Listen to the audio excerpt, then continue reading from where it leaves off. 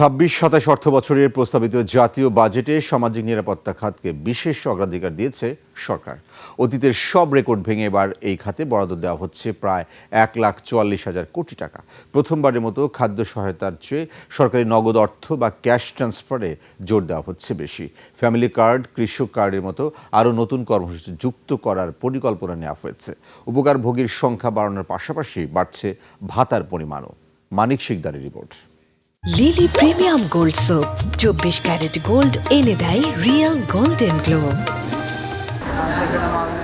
উচ্চ মূল্যস্ফীতি আর জীবনযাত্রার ক্রমবর্ধমান ব্যয়, নাভিশ্বাস ওঠা এই সময়ে নিম্ন আয়ের মানুষকে কিছুটা স্বস্তি দিতে বিপুল বরাদ্দ রেখেছেন অর্থমন্ত্রী।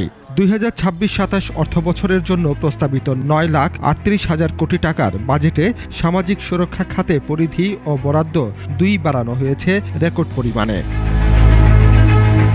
নতুন অর্থবছরে সামাজিক নিরাপত্তা খাতে মোট বরাদ্দ প্রস্তাব করা হয়েছে ১,৪৪,৩৩৮ কোটি টাকা, যা মোট বাজেটের ১৫.৩৯% এবং জিডিপির প্রায় ২.১১%।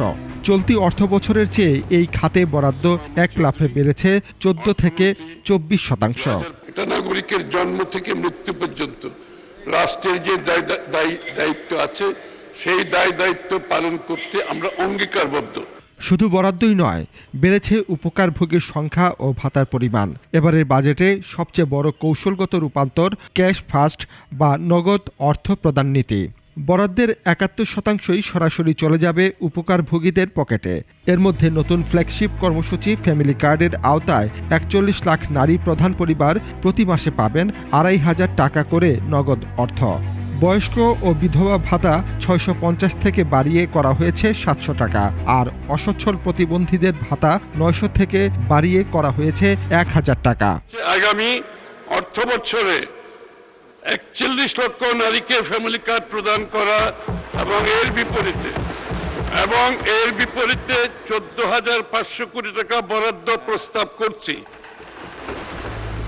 বীর মুক্তিযোদ্ধাদের মাসিক ভাতা অপরিবর্তিত ২০,০০০ টাকা রাখা হলেও বীর প্রতীক, বীর বিক্রম, বীর উত্তম ও বীরশ্রেষ্ঠ পরিবারদের সম্মানী ভাতা ৫,০০০ টাকা করে বাড়ানো হয়েছে।